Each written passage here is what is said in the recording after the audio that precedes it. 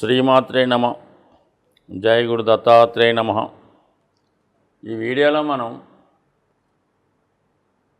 October 9వ తారీఖు నుంచి ఫిబ్రవరి 4వ తారీఖు వరకు వక్రగమనంలోకి మారబోతున్నటువంటి గురుగ్రహ ప్రభావం వివిధ రాశుల మీద ఏ విధంగా ఉండబోతుంది అన్న విషయాన్ని మనం ఈ వీడియోలో పరిశీలించే ప్రయత్నం చేద్దాం. గ్రహాలలో అత్యంత శుభగ్రహాలులో గురువు ప్రథముడుగా ఉండడం జరుగుతుంటుంది. దాని తర్వాత శుక్రుడు, శుభగ్రహాలతో కలిసినటువంటి బుధుడు, అలాగే పాపగ్రహాలుగా శని, కుజ, రవి, రాహుకేతువులు ఉంటాయి. అంటే ఏదైనా ప్రతి ఒక్కరూ కూడా ఒక విద్యలో విజయం సాధించాలన్నా, వివాహం జరగాలన్నా, సంతానం కలగాలన్నా, సంస్కారం, జ్ఞానం, విజ్ఞానం రావాలన్నా గురువు యొక్క అనుగ్రహం తప్పనిసరిగా జాతకుడిపై ఉండాలి. మరి జాతకుడు జన్మించినప్పుడు అతని జాతకంలో గురువు ఎంత బలంగా ఉంటే అతడు జీవితంలో అన్నీ కూడా, అంటే విద్య సకాలంలో పూర్తవడం, సకాలంలో వివాహం జరగడం, సంతానం కలగడం, జీవితంలో స్థిరపడడం, ఇవన్నీ కూడా ఒక పర్ఫెక్ట్ షెడ్యూల్ ప్రకారం జరుగుతుంటాయి.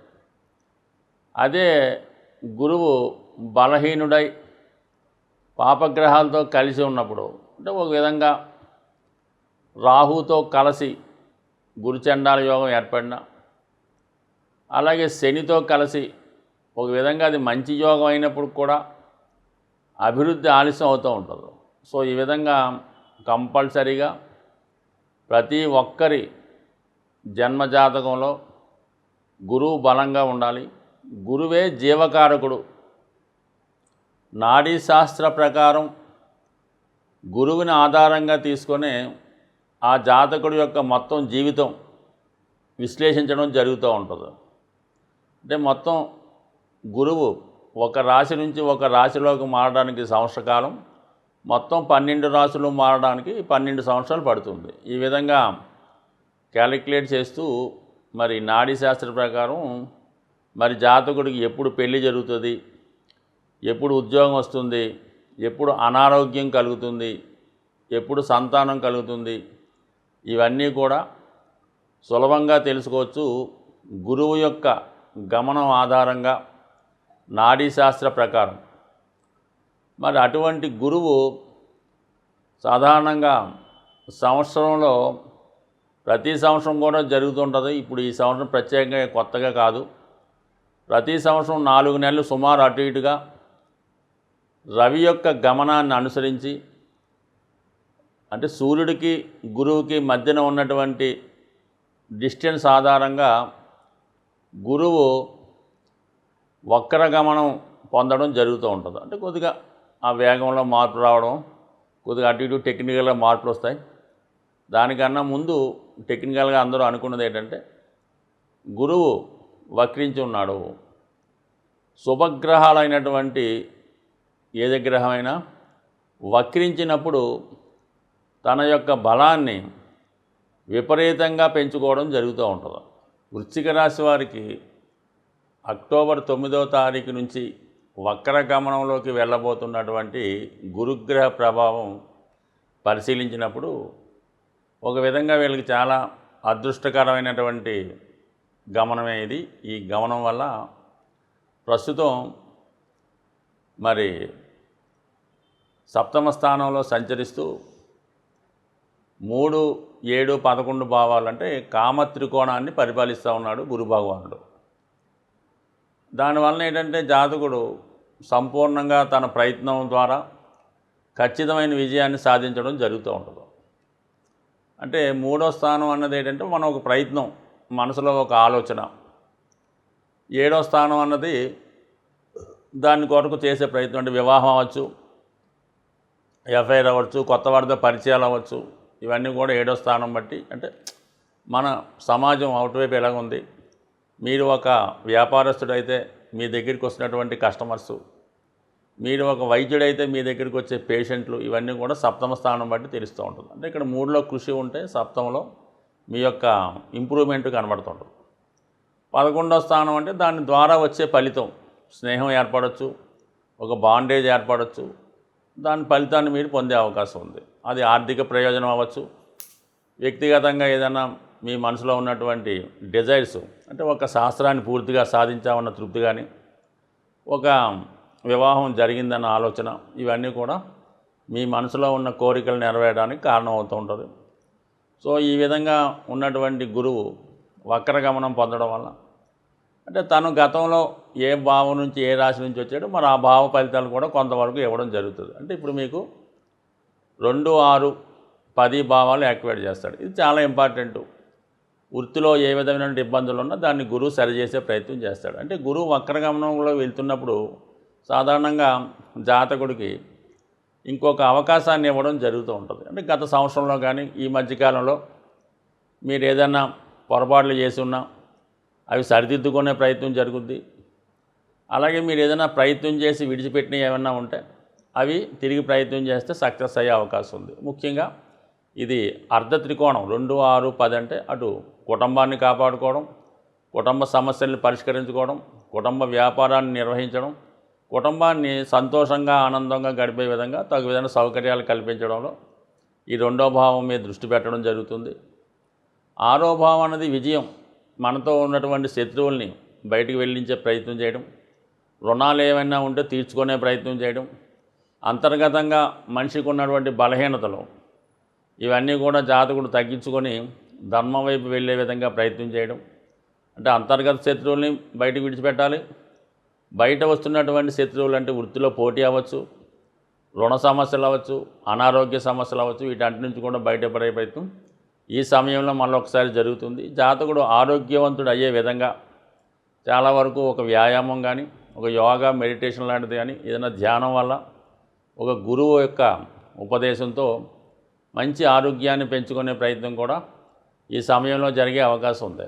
ఎందుకంటే మొన్నటిదాకా గురువు 7వ స్థానంలో ఉంటూ జాతకుడు రాశిని భావాన్ని వీక్షించడం వల్ల చాలా సుఖపడి ఉండడం జరుగుతుంది. మంచి ఆహారం, స్వీట్స్ ఎక్కువగా తినడం వల్ల కంపల్సరీగా కొంత వెయిట్ మీరు పెరిగే ఉంటారు. ఒక 4-5 నెలలు బట్టి మీరు ఒకసారి పరిశీలించుకుంటే ఖచ్చితంగా మీ బరువు పెరిగి ఉంటుంది.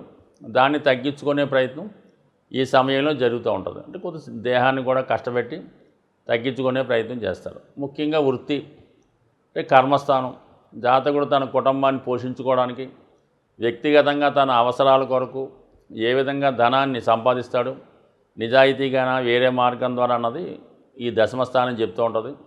మరి వృత్తిలో మంచి విలువలు పాటించి నిజాయితీగా ధర్మంగా సంపాదించే ప్రయత్నం చేస్తాడు.